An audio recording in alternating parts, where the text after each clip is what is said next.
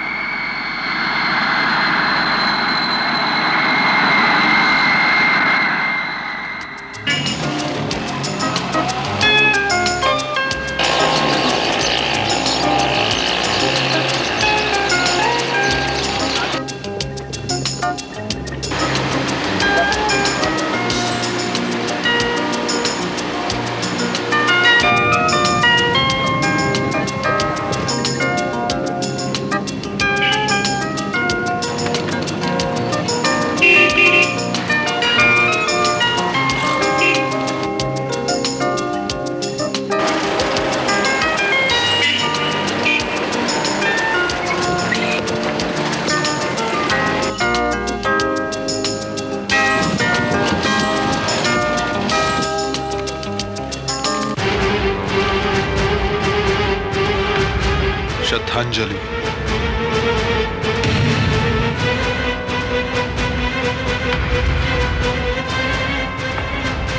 दिनांक 27 फरवरी 2001 को लंदन से वापसी के बाद श्री कृष्ण दयाल चोपड़ा का आकस्मिक निधन हो गया। चौथा आज शाम को 6 बजे उनके निवास स्थान पर। पता है कृष्णा भवन, 8वां रास्ता, जेवीपीडी स्कीम, मुंबई। शोक संतप्त बेटी। इतना बड़ा शोक संदेश जरूर किसी रईस आदमी का होगा, और नीचे सिर्फ एक बेटी का नाम। लगता है अपने पीछे सिर्फ एक बेटी ही छोड़ गया है। किस्मत आजमाने में हर्ज क्या है।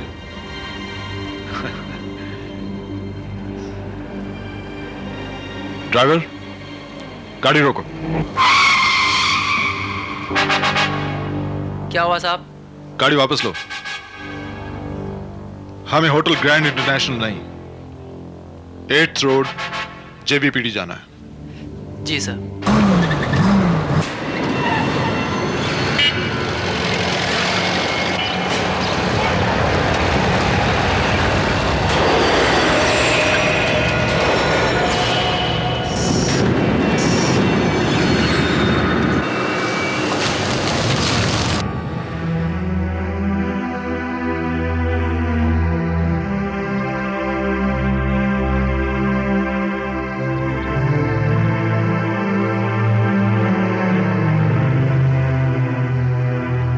ना,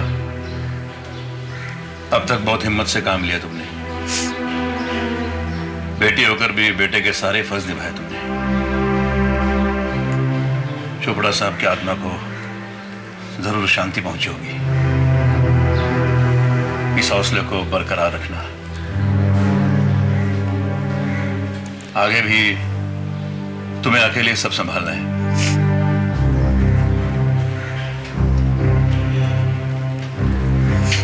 अगर तुम्हें मेरी जरूरत पड़े तो बेझिझक मुझे कभी भी बुलाना। Thank you uncle. मैं चलता हूं। जी, नाना का ख्याल रखना। जी uncle.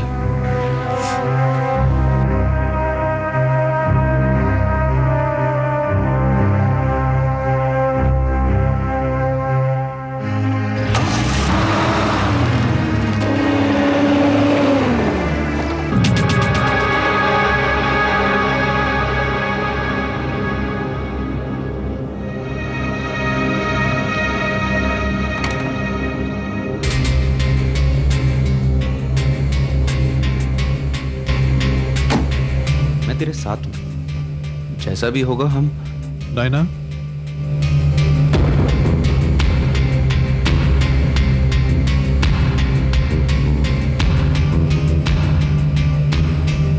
My dear friend Krishna's daughter, right? ये सब अचानक कैसे हो गया बेटे? सॉरी, मैंने आपको पहचाना नहीं। I am Manish Patel from London.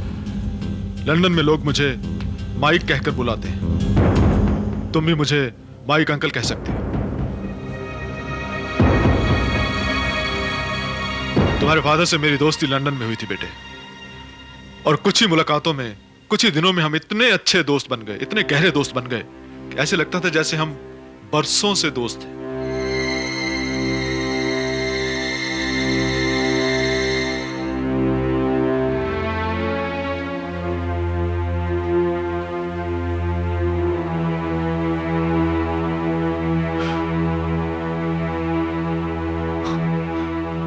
Your father was a gem of a person.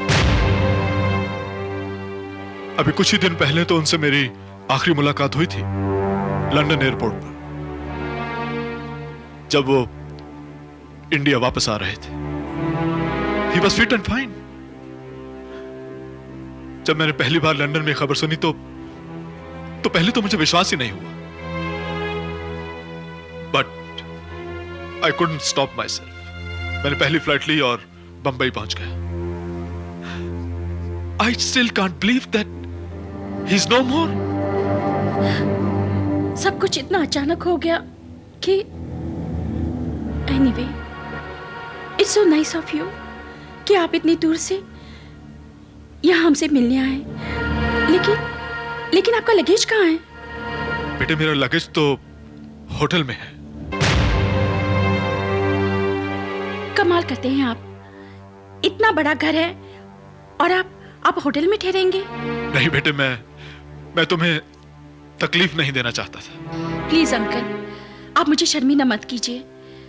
आप अभी होटल जाइए, चेकआउट कीजिए और अपना लगेज लेकर यहाँ आ जाइए। अब जब तक मुंबई में रहेंगे, यहाँ रहेंगे, इस घर में।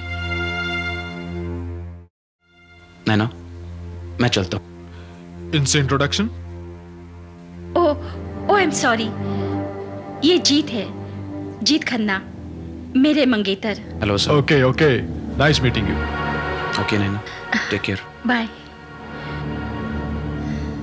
क्या लेंगे अंकल, चाय या कॉफी? नहीं, कुछ नहीं बेटे।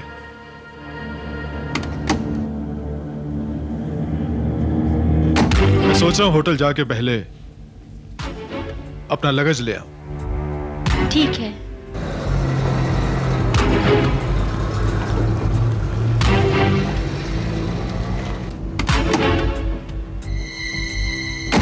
इस गाड़ी का पीछा करो।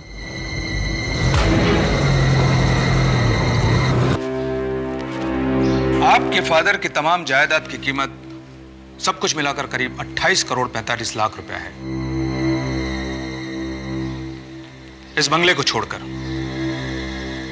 और अब इस पूरी जायदाद की इकलौती वारिस आप हैं।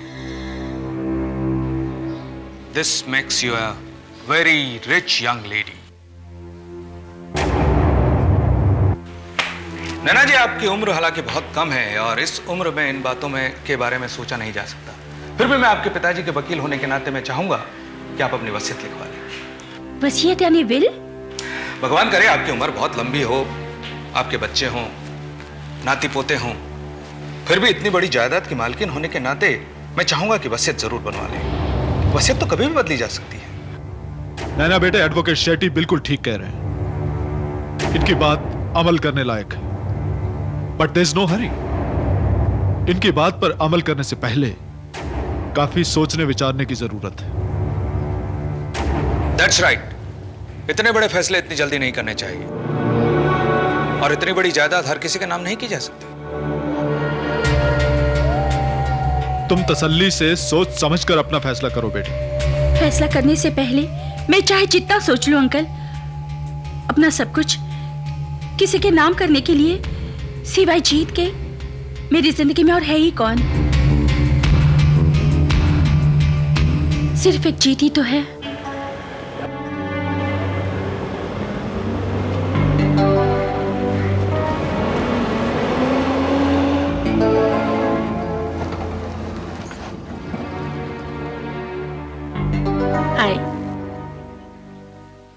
हाय। नैना बेटे, वैसे मुझे तुम्हारे पर्सनल मैटर्स में इंटरफेयर करने का कोई हक तो नहीं है, लेकिन फिर भी उम्र में तुमसे बड़ा होने के नाते और तुमसे ज्यादा तजुर्बेकार होने के नाते मैं तुम्हें एक मशवरा देना चाहता हूं।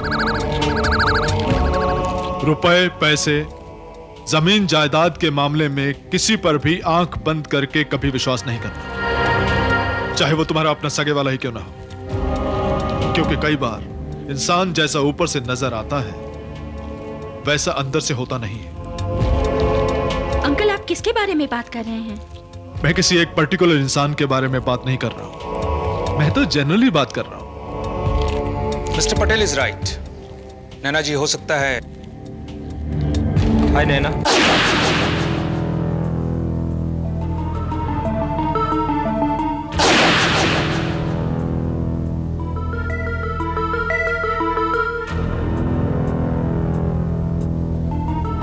हाय एवरीबॉडी। कौन हो तुम?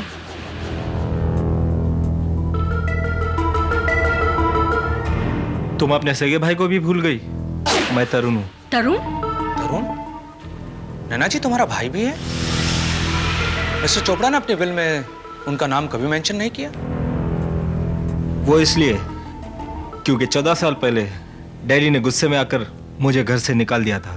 तब मैं 18 साल का था। मैं भी जिद्दी बहुत था, इसलिए लौट कर कभी नहीं आया।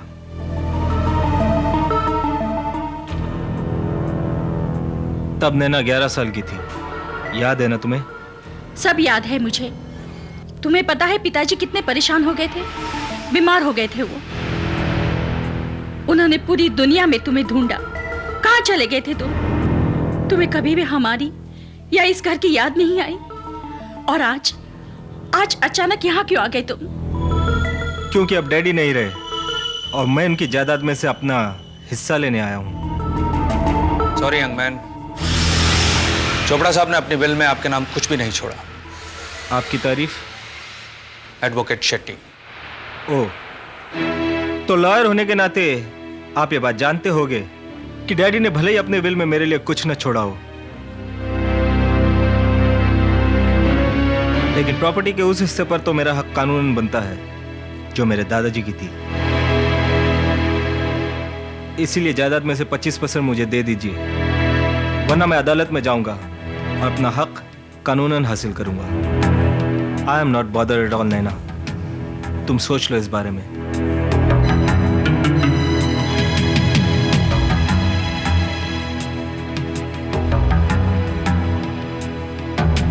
कहाँ जा रहे हो? क्यों? मैं अपने कमरे में जा रहा हूं। डियर सिस्टर, मैं आज तक नहीं भूला कि मेरा कमरा ऊपर है। You mean? I mean, जब तक मुझे अपना हिस्सा नहीं मिल जाता मैं यहीं रहूंगा।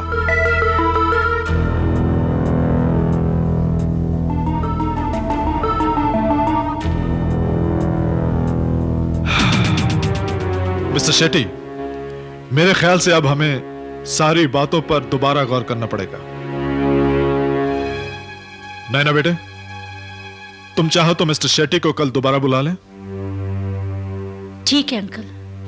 नैना जी आप बिल्कुल परेशान मत होइए, मैं सब कुछ संभालूंगा। लेकिन मेरे हिसाब से तरुण ने जो कहा है वो सब कुछ लीगल है। उसका हक वो चाहे तो 25% तो क्या 100% भी ले ले तो भी मुझे कोई फर्क नहीं पड़ता। लेकिन उसने पिताजी को बहुत तकलीफें दी। I can never forget that. I can never forget that.